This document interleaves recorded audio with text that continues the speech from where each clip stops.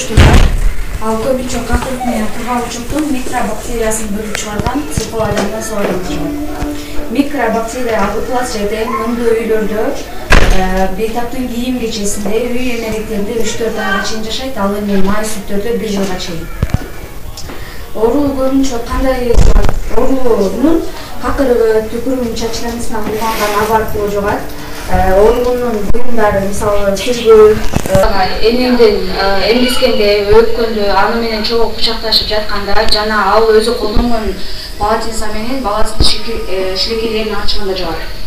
Эгер үйдө бирөө жарым ооруп кала турган эмгискенде, өпкөндө, аны менен чогуу кучакташып жатканда жана ал өзү колдонгон полотенце менен баласынын шилекейлерин ачканда жугат.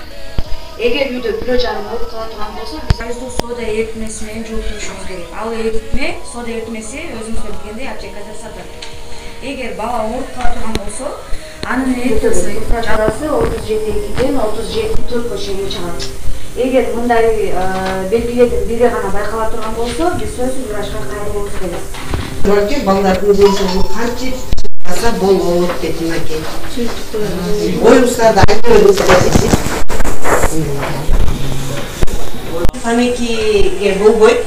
Сүт азыктарын коюш керек. Чеснок, пияз, салистер, папайя жана имбирди жеш.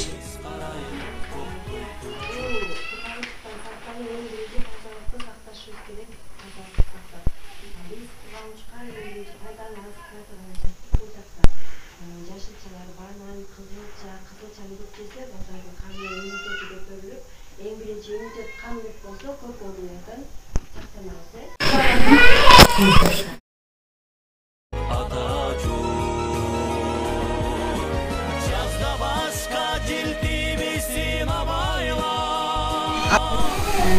Төмөндө айтылган бардык эрежелерди, тамакта болгон жаңылыктарды күнүмдүк жашооңуздарга колдонуңуздар.